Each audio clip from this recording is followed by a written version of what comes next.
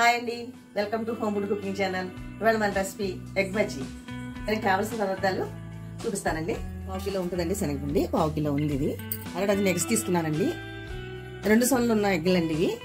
మనకి మీ దగ్గర ఏదన్నా చేసుకోవచ్చు. బాయిల్ చేసి కట్ చేసి పెట్టుకున్నా. ఇప్పుడు మనం దీంట్లోకి ఒక కొద్దిగా పసుపు వేసానండి, సరిపడంత సాల్ట్ వేసాను,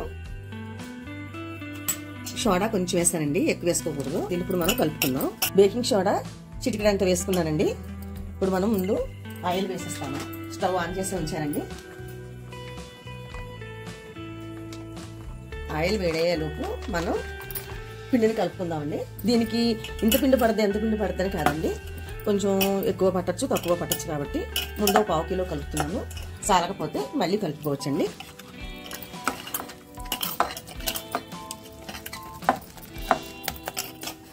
కలిపే ముందు స్మూత్ గా ఉండడానికి మనకి ఉండలు అవి ఉండకుండా ముందే జల్లించుకొని పెట్టుకున్నానండి.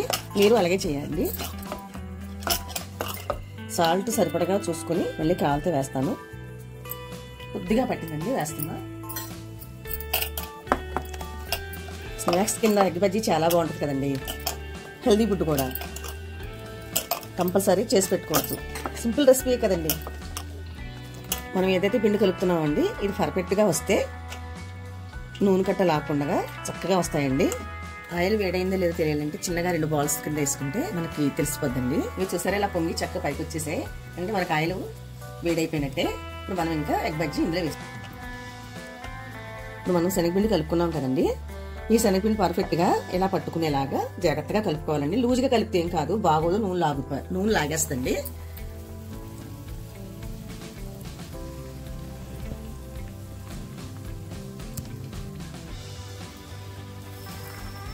ఒక పక్క వేగిన తర్వాత మనం తిరగేసుకోవాలి.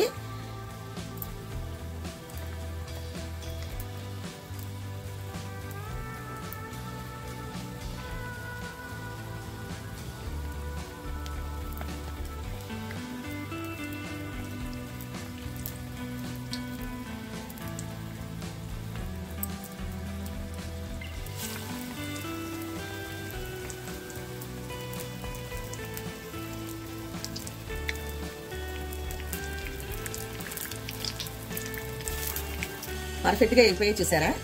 ఇవి ఇంకెలా ఎగిరంటే మనం తీసేసుకుందామండి.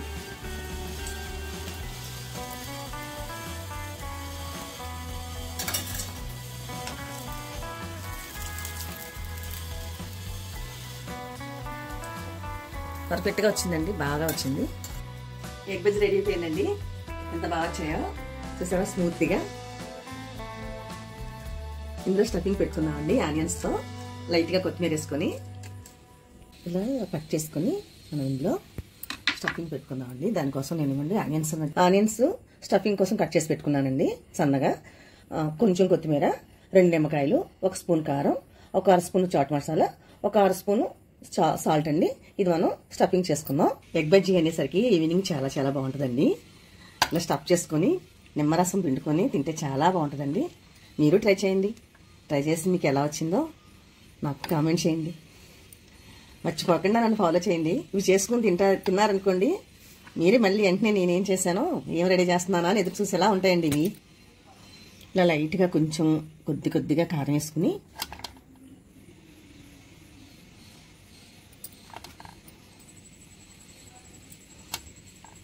అలాగే కొంచెం చాట్ మసాలా, అలాగే కొంచెం సాల్ట్ వేసుకుని ఇలా వేసుకున్న తర్వాత కొత్తిమీర జల్లుకున్న తర్వాత నిమ్మకాయ పిండుకోవాలండి, బాగుంటుంది. ఎక్కువ కాకుండా సరిపడంత పిండుకోండి. మళ్ళీ పులుపు చాలేదనుకుంటే పిండుకోవచ్చు. ముందే పిండుకుంటే తినలేమండి.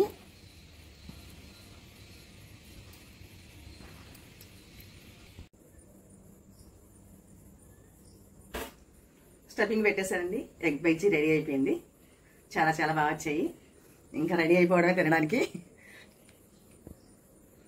మీరు ట్రై చేయండి మీ ఇంట్లో. మీకు ఎలా వచ్చిందో కామెంట్ బాక్స్లో తెలపండి.